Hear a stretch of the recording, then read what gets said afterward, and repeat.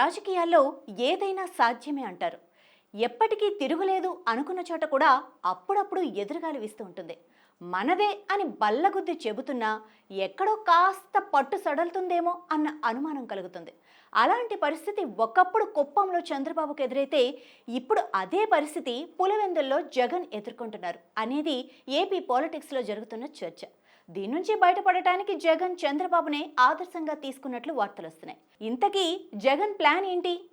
ఏ విషయంలో ఆయన బాబును ఫాలో అవుతున్నారు? Just watch the story.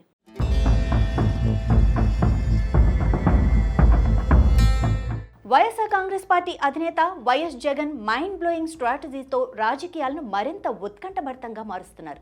1955లో Pulivendula నియోజకవర్గం ఏర్పడిన తర్వాత అక్కడ వరుస విజయాలు సాధించిన ఘనత దివంగత నేత వైఎస్ రాజశేఖర రెడ్డికి దక్కింది.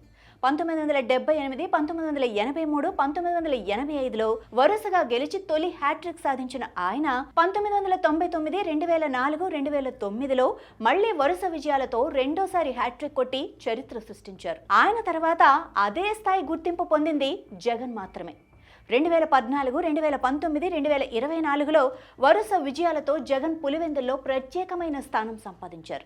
ఆయన అక్కడ ఎన్నిసార్లు పోటీ చేసినా గెలుస్తారన్న నమ్మకం అందరిలో ఏర్పడింది. తండ్రి రికార్డును అధిగమిస్తారని కూడా భావించారు. 1978 నుంచి పులివెందుల వైఎస్ కుటుంబానికి పెట్టని కోట అనటంలో ఎలాంటి సందేహమూ లేదు. అక్కడ ఏ ఎన్నికల్లోనైనా గెలిచేది వైఎస్ కుటుంబ మనుషులే, వారు సూచించిన వారే. కానీ మొన్నటి ఎన్నికల్లో సీన్ మారింది.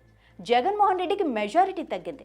జెడ్పీటీసీ ఎన్నికల్లో దారుణ పరాజయం ఎదురవగా టీడీపీ కూటమి అధికార దుర్వినియోగానికి పాల్పడిందని వైసీపీ ఆరోపణలు చేస్తోంది. అయితే స్వేచ్ఛగా ఎన్నికలు జరిగితే వైసీపీ పరిస్థితి ఇది అంటూ టీడీపీ కూటమి తిరిగి ఆరోపిస్తోంది.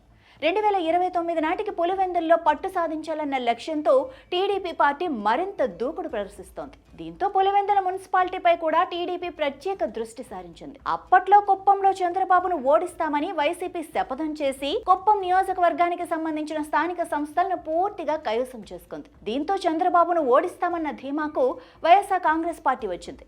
కానీ తన సీనియారిటీని ఉపయోగించి కుప్పం నియోజకవర్గంలో ఎలా పట్టు బిగించాలో చంద్రబాబు చూపించారు. తరచూ కుప్పంలో పర్యటనలు చేశారు. అంతటితో ఆగకుండా కుప్పంలో సొంతిల్లు కట్టుకునేందుకు నిర్ణయం తీసుకున్నారు. ఆ ఇంటి నిర్మాణ బాధ్యతలను తన భార్య భువనేశ్వరికి అప్పగించారు.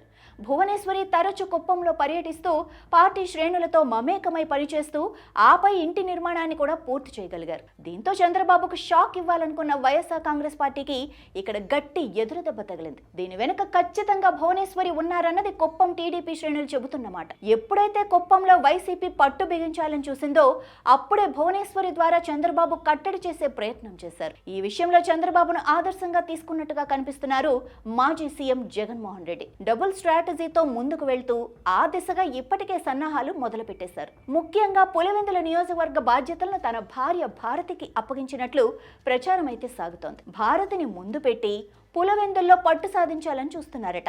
వైఎస్ రాజశేఖర రెడ్డి హయాంలో పులివెందుల బాధ్యతలను వివేకానందరెడ్డి చూసుకోగా జగన్మోహన్ రెడ్డి హయాంలో ఆ బాధ్యతలను తల్లి విజయమ్మ, చెల్లెలు షర్మిల చూసుకునేవారు. కానీ వారిద్దరూ ప్రస్తుతం జగన్మోహన్ రెడ్డికి దూరం అయ్యారు. కుటుంబంలో కూడా చీలకొచ్చింది. ఇటువంటి పరిస్థితుల్లో మొన్నటి జెడ్పీటీసీ ఎన్నికల్లో అవినాష్ రెడ్డిపై బాధ్యతలు పెట్టినా వివేకానందరెడ్డి హత్య ప్రభావం ఉండటంతో ప్రతికూలత చూసినట్లు విశ్లేషణలున్నాయి. అందుకే ఇప్పుడు భారతీ రెడ్డిని పులివెందుల్లో అందుబాటులో ఉంచి రాజకీయం చేయాలని జగన్మోహన్ రెడ్డి చూస్తున్నారన్నది పార్టీ వర్గాల్లో వినిపిస్తున్నమాట. రీసెంట్ గా సెప్టెంబర్ 2 వైఎస్ రాజశేఖర రెడ్డి వర్ధంతి సందర్భంగా ఇడుపులపాయలో ఏర్పాటు చేసిన కార్యక్రమానికి సంబంధించిన అన్ని ఏర్పాట్లు భారతీ రెడ్డి దగ్గరుండి చూసుకున్నారు. వచ్చిన పార్టీ శ్రేణులతో పాటు కుటుంబ అభిమానులకు ఆమె సాదరంగా ఆహ్వానం పలికారు.